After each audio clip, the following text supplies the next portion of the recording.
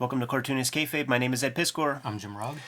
It's the second time I'm going to be participating in a Sotheby's auction this year in June. I believe early June. I don't got the exact date yet. But this year celebrates the 50th anniversary of hip-hop as a culture. There was a DJ Kool Herc, the guy who's considered to be the sort of originator of the culture, put together a back-to-school party around August of 73, invited girls to come in for like 25 cents, guys came in for 50 cents, and he rocked the house all night in a rec room at the projects, and that's considered to be like ground zero of the birth of hip-hop.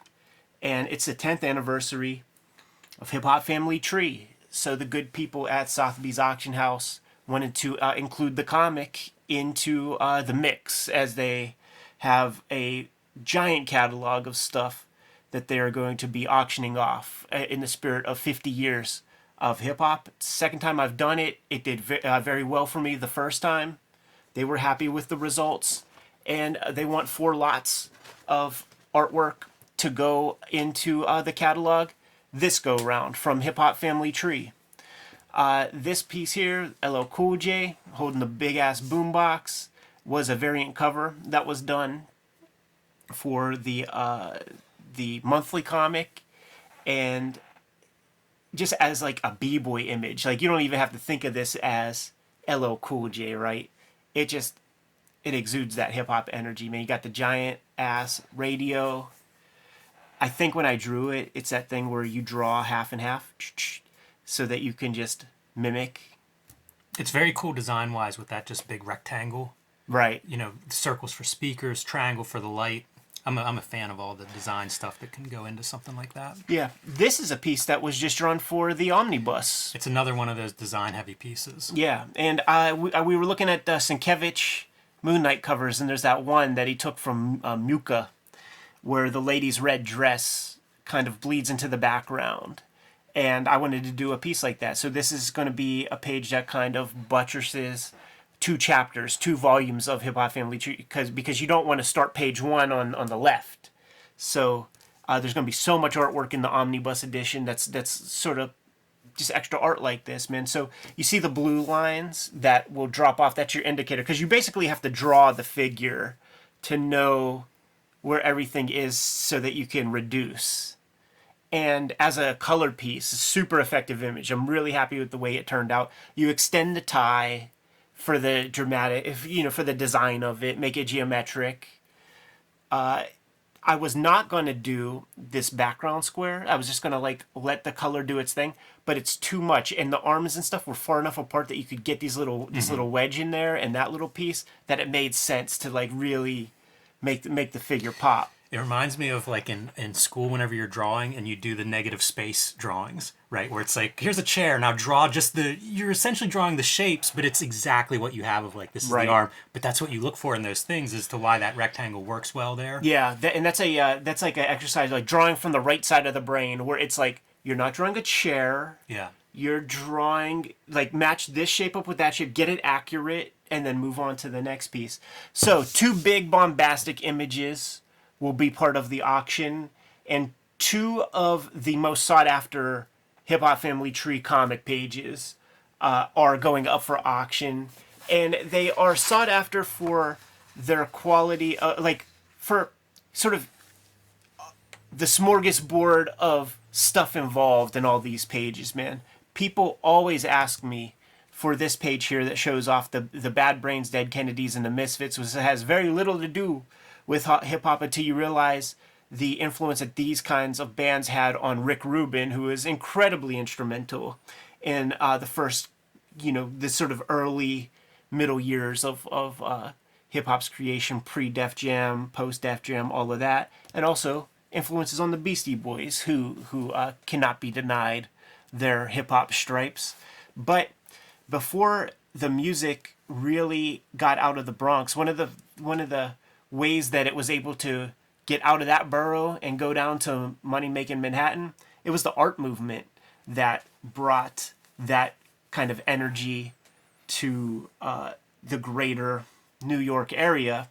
So you have these art shows that are direct descendants of like Warholian pop art kinds of endeavors, where you have people like Keith Haring, Jean-Michel Basquiat, Kenny Scharf, mixed up with graffiti writers like Zephyr, Dondi, Ramel Z, Iggy Pop shows up. These are super highly sought after pages. They look really good in black and white. I've been looking at a lot of Roy Crane, and it's like black, white, and gray. Yeah. And you're getting all those values. And it's something we say all the time. Like, comics just don't look like this anymore in their original forms. And it's a shame. Right. This is why, in addition to the historical significance, like, they look amazing on screen. Yeah, thank you so You know, much. like, having that value, making them work in black and white actually makes me think, like, at some point you're going to have to do your Essentials hip-hop version. Right. These 4 pieces are going to be amongst a giant catalog of hip-hop goods, historic hip-hop pieces of art, memorabilia. No expectations going in, just like last time when I participated before. I'm going on a big-ass bike ride or doing anything but sitting at home while this shit is going on. Have no expectations. The cool thing about working with these auction houses is that you can set a reserve of like what you would like to get, and if it doesn't meet that reserve, you just get your piece back. No harm, no foul. So it's like I have a certain value placed on these pieces that the buyer has to hit, and if they hit it, cool. You know, I'm happy to part with the pieces at that price, and if not, give them back. Give them back. I'll get myself more popular, and then introduce it to the market again. But I don't sell stuff very often. I withhold a lot. We are the people who have full say in our artwork, and I am not one of these people who floods the market every time they got a new comic and they sell their pages for $300. My art is more rare, and I keep it that way because as the years go by, as I get older, these pieces become more valuable and more kind of essential to my sort of bottom line. I don't need to sell it. But when an opportunity like this comes up, man, to make some noise with Sotheby's auction house, there's a prestige to that. You know, there's like a coolness to that is hard to say no to. But once again, these are the 4 pieces that will be part of the lot, and we're shooting this video in April because I gotta ship these bitches off, man. So maybe this video goes live when the auction is near, and maybe there's links in the description below to each of those lots.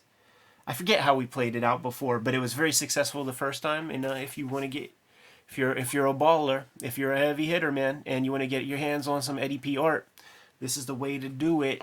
But that's all I have to say about this. Thanks for your time, Jimmy. Is it worth throwing out a plug for the Hip Hop Family Tree Artist Edition? People that would love to see this level of detail, Yeah. that maybe aren't going to be up to buy one. There's only 4 pieces here. Yeah. A lot of people aren't going to be able to take this home from that auction, but there's an artist edition. Yes, it's true, Jimmy. I need to hire you, man. It's like a manager or something, man. Yes, we do sell some artist editions that are out there, studio editions, Fantagraphic studio editions. These pages are included, so that's your that's your layaway version of these books. Of That's this the artwork, version I man. can afford. Yeah, exactly. Yeah.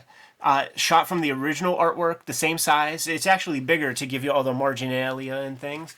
All of these pieces, I believe, are included in that, with the exception of this one. As you could tell, the paper's brighter because this is 10-year-old artwork right here.